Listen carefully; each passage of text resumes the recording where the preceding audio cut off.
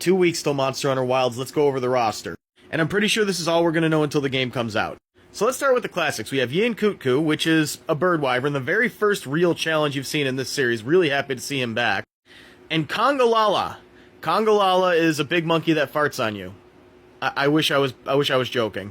And of course we have Rathian and Rathalos. Rathalos is actually not on the official list for some reason, despite the fact that we see some variant of him in the trailer.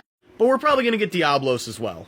Gypceros, the rogue of the classic games, and Gravios, big fire rock potato.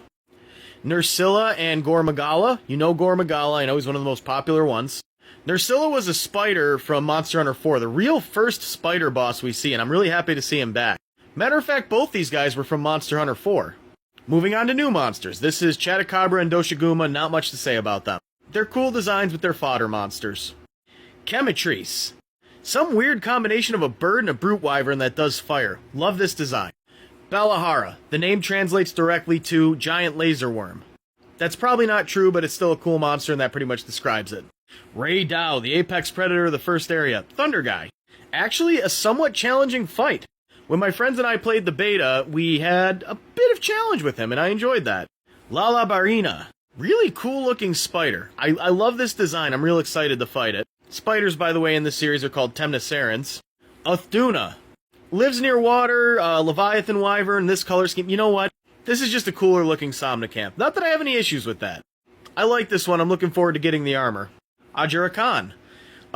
Fang Beast. Which basically means it's in the monkey family, despite having scales. Does fire. Gonna be pretty cool.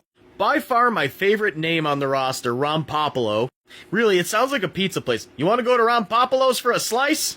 And just genuinely a super creepy, cool-looking monster. This might be my favorite design out of the bunch. Nuudra. Now, a lot of people want to say this is our first cephalopod, but it's not. That would be Narcarchos. It was a cuttlefish. But it's good to see them doing more with cephalopods, and this is a really kind of creepy, cool... I like all the creepiness in this roster. I'm a big fan of where they're going with the aesthetic of this game. Another thing that looks suspiciously like Somnicanth, but much creepier. Hirabami. I genuinely like this one. This one flies instead of swimming and digging. So flying Somnicanth. They really loved Somnicanth, didn't they? Jin Dahad. Which is funny, because I knew a guy named Jim Dahad. This is going to be our giant. Now, can a creature really be that big, so on and so forth? Yeah, this is going to be our giant. Let's hope they got it right this time. Let's hope we don't get another Zora Magdaros. Judging strictly by the look of the thing, I think it's going to be a good fight, though. Arkveld, we all know who he is. He's been talked about for a while. The thing I want to talk about is these chain-like appendages at the end of his wings. There were monsters in Frontier that had those appendages, and I think it's pretty cool that we're seeing that come back.